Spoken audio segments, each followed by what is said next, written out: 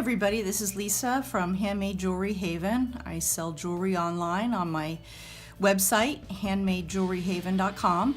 And today I just wanted to make a real brief video on Cobalt Seaglass.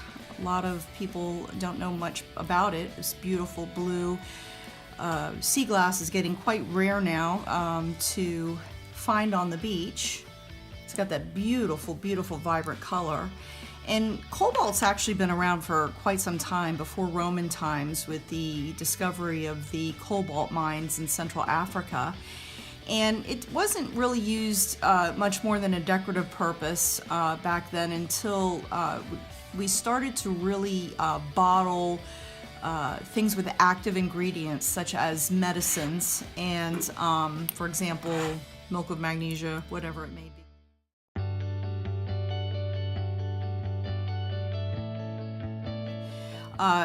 Of course, they didn't have the mode of transportation that we do now. We didn't have refrigeration, and a lot of times when these items would be transported, they would be exposed to high heat and sunlight, and it would render all of the active ingredients no good. So once it got to its intended destination, it really wasn't that effective. So what they found was, by bottling these types of ingredients in dark colored bottles such as cobalt, it acted as a sort of like sunglasses or tinted windows. It would help preserve the ingredients. Cobalt blue is made by adding cobalt oxide to the glass mixture when they're making it, and it makes a beautiful, beautiful cobalt. Sometimes it's a little bit lighter. It can be called a cornflower blue, and it is really just, it's a magnificent color. And of course, back in the day, they made these bottles before labels were put on. They imprinted everything on the bottles, and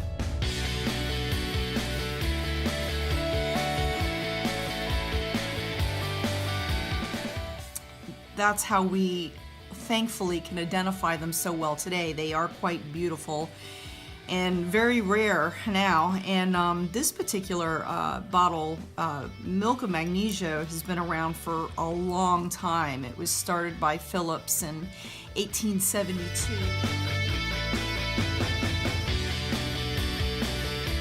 And he started with many other products and eventually developed the milk of magnesia. But I've dated this particular bottle based on the markings on it and the markings on the bottom, probably between 1928, 1930 perhaps. So it's, you know, this bottle is probably a little over 80 years. Yeah, it's quite old.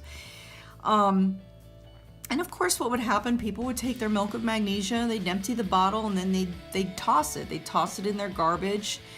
A lot of times these landfills would just take their garbage and bury it. And with, for example, people up in New York will be familiar with Dead Horse Bay and Glass Bottle Beach. A lot of really old antique bottles can be found still to this day, because it's a major old dump. It's basically just slowly eroding into the ocean, and they've not really figured out what they want to do with this yet, but it's not the most sanitary place to go. But if you're into collecting old bottles, this is the place to go. And you can learn a little bit more about it on my blog if you visit it. I did do a post upon it. So anyway, these bottles might get, you know, out in the dump. It might get, sometimes they would fill up a barge full of garbage and take it out to sea and dump it. People might just throw it over a cliff, and with the churning of the tides, of course, the bottle would get broken and tumble in the ocean for a long time, and you would end up with beautiful shards of this beautiful glass. You see a piece here that's not quite finished yet. It's a bottom of a square bottle, obviously, but it's so cool. I knew it wasn't really finished when I picked it up from the beach, but I loved it, so I took it anyway. And we have all sorts of things here, and sometimes you can identify your bottles and sometimes you can't.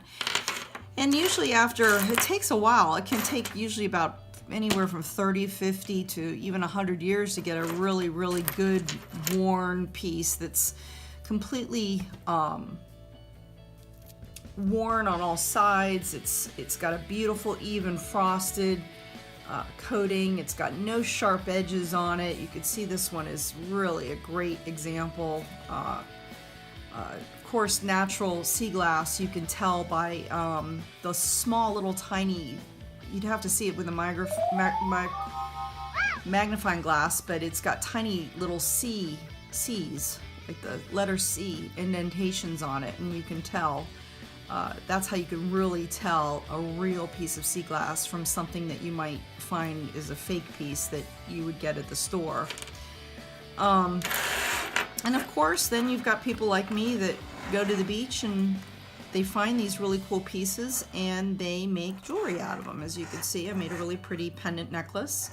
And this is actually from a milk of magnesia glass. I don't know if it's possible for you to even see this, but you can just make out the word milk right along here, this piece of glass.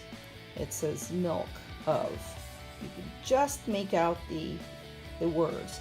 And it was actually from the same bottle, same size bottle, because the letters are exactly the same size. If you could possibly still see this, I'm not sure if this is coming out clear in the video at all. But anyway, I just wanted to give you a brief little history on that. There's a little bit more on the link below. You can go and find a great downloadable. You can also go to the website and see some more really pretty sea glass jewelry. We'd love to have you, and please hit subscribe and like our video and drop us a comment. We'd love to hear from you. Thank you.